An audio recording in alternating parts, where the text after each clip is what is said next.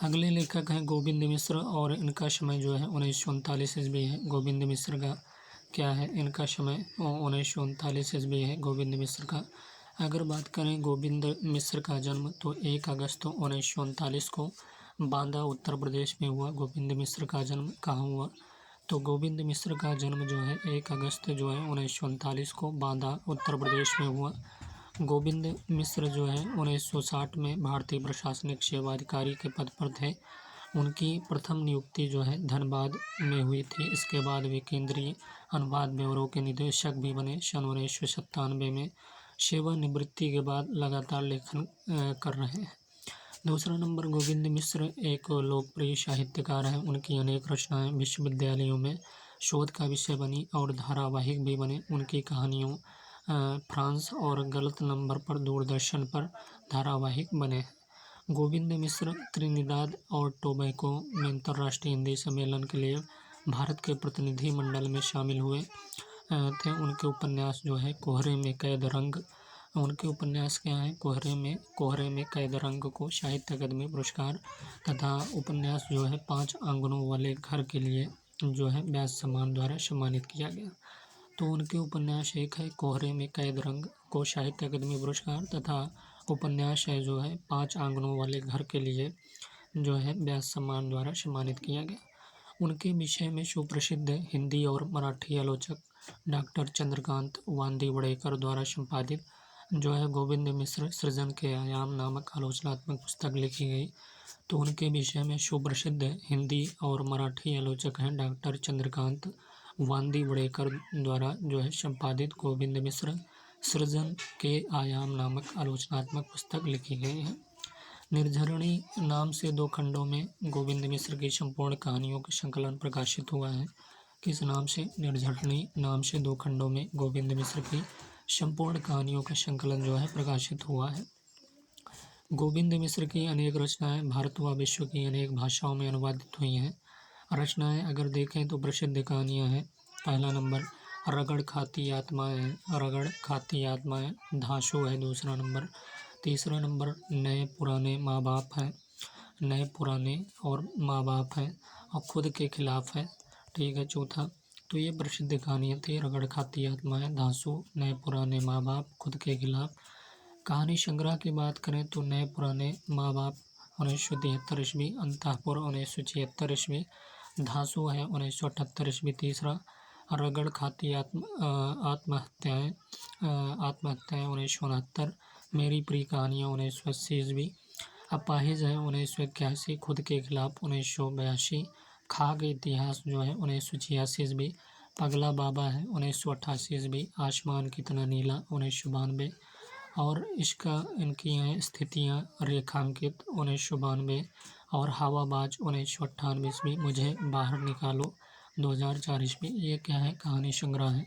नए पुराने माँ बाप, अंतःपुर और धांसू, रगड़ खाती आत्महत्याएं, मेरी प्रिय कहानियाँ और अपाहिज, खुद के खिलाफ, खाक इतिहास और पगला बाबा, आसमान कितना नीला, स्थितियाँ रेखांकित, हवाबाज, मुझे बाहर निकालो। उपन्यास की बात करें तो वह अपना चेहरा 1969 ईस्वी, उतरती हुई धूप 1971 ईस्वी, लाल पीली ज़मीन 1976 ईस्वी, हुजूर दरबार 1981 ईस्वी, तुम्हारी रोशनी में 1985 ईस्वी, धीरे शमीरे 1988 ईस्वी, 5 आंगनों वाला घर 1995 ईस्वी, फूल इमारतें और बंदर 2000 ईस्वी और कोहरे में कैद रंग 2004 ईस्वी, धूल पौधों पर 2008 ईस्वी। यात्रा वृत्तांत तो वह अपना चेहरा, उतरती हुई धूप, लाल पीली ज़मीन और हुजूर दरबार, तुम्हारी रोशनी में, धीरे शमीरे हो गया, 5 आंगनों वाला घर हो गया, फूल इमारतों और बंदर हो गया। उसके बाद कोहरे में कैद रंग, धूल पौधों पर 2008 ईस्वी, कोहरे में कैद रंग 2004 ईस्वी, फूल इमारतें और बंदर 2000 ईस्वी और 1995 में 5 आंगनों वाला घर। यात्रा वृत्तांत की बात करें इनकी तो धुंध भरी सूखी 1976 ईस्वी, तो धुंध भरी सूखी जो है 1976 ईस्वी, दरख्तों के बाहर शाम 1982 ईस्वी, झूलती जड़ें 1990 ईस्वी, परतों के बीच 1997 ईस्वी और यात्राएं 2004 ईस्वी।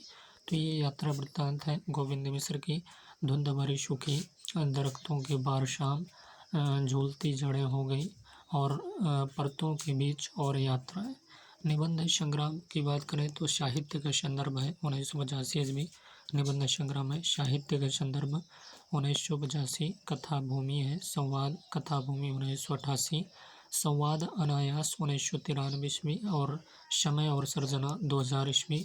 ये क्या है? निबंध संग्रह है। बाल साहित्य कवि के घर में चोर, मास्टर मनसुख राम और आदमी का जानवर। ये क्या है? बाल साहित्य कवि के घर में चोर और मास्टर मनसुख राम और आदमी का जानवर, ये बाल साहित्य है। क्या आप जानते हैं कि उनके उपन्यास जो है धूल पौधों पर 2008 के लिए वर्ष 2013 का सरस्वती सम्मान प्रदान किया गया। यह 1991 में डॉक्टर हरिवंश राय बच्चन के बाद इस सम्मान को प्राप्त करने वाले हिंदी के दूसरे रचनाकार हैं।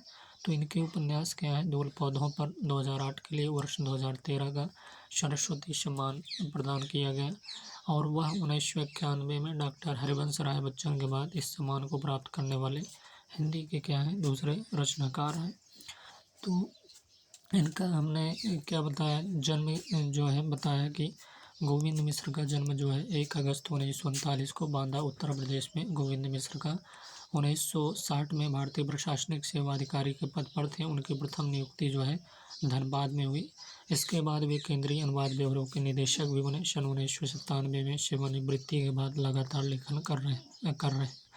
गोविंद मिश्र एक लोकप्रिय साहित्यकार हैं। उनकी अनेक रचनाएं विश्वविद्यालयों में शोध का विषय बनी और धारावाहिक भी बने। उनकी कहानियों फ्रांस और गलत नंबर पर दूरदर्शन पर धारावाहिक बने हैं।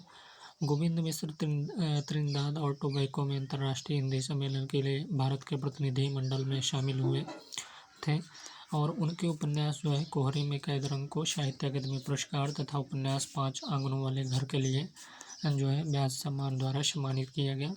और 5वां, उनके विषय में सुप्रसिद्ध हिंदी और मराठी आलोचक डॉक्टर चंद्रकांत वांदी वड़ेकर द्वारा संपादित गोविंद मिश्र सृजन के आयाम नामक आलोचनात्मक पुस्तक लिखी गई है। तो किसके द्वारा? डॉक्टर चंद्रकांत वांदी वड़ेकर द्वारा संपादित जो है गोविंद मिश्र सृजन के आयाम नामक आलोचनात्मक पुस्तक लिखी गई। निर्झरणी नाम से 2 खंडों में गोविंद मिश्र की संपूर्ण कहानियों का संकलन जो है प्रकाशित हुआ। गोविंद मिश्र की अनेक रचनाएं भारत व विश्व की अनेक भाषाओं में अनुवादित हुई।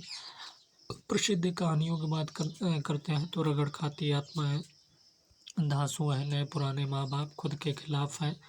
कहानी संग्रह की बात करें, नए पुराने माँ बाप, अंतःपुर, धांसू है, रगड़ खाती आत्महत्या है, मेरी प्रिय कहानियाँ, अपाहिज, खुद के खिलाफ, खाक इतिहास है, पगला बाबा, आसमान कितना नीला। उसके बाद स्थितियाँ जो है रेखांकित, हवाबाज, मुझे बाहर निकालो, उपन्यास वह अपना चेहरा, उतरती हुई धूप, लाल पीली ज़मीन, हुजूर दरबार, तुम्हारी रोशनी में, धीरे शमीरे, 5 आंगनों वाला घर, फूल, इमारतें और बंदर 2000 ईस्वी। उसके बाद कोहरे में कैद रंग 2004 ईस्वी, 5 आंगनों वाला घर 1995 ईस्वी, धूल पौधों पर 2008 ईस्वी। यात्रा वृत्तांत, धुंध भरी सूखी दरख्तों के पार शाम, और धुंध भरी सूखी दरख्तों के पार शाम, झूलती जड़ें और परतों के बीच और यात्रा। निबंध संग्रह में साहित्य का संदर्भ कथा भूमि है। संवाद अनायास कथा भूमि, साहित्य के संदर्भ समय और सर्जना। बाल साहित्य में कवि के घर में चोर, मास्टर मनसुख राम, आदमी का जानवर। क्या आप जानते हैं कि उनके उपन्यास जो है धूल पौधों पर 2008 के लिए वर्ष 2013 का सरस्वती सम्मान प्रदान किया गया। यह 1991 में डॉक्टर हरिवंश राय बच्चन के बाद इस सम्मान को प्राप्त करने वाले हिंदी के क्या हैं? दूसरे रचनाकार हैं।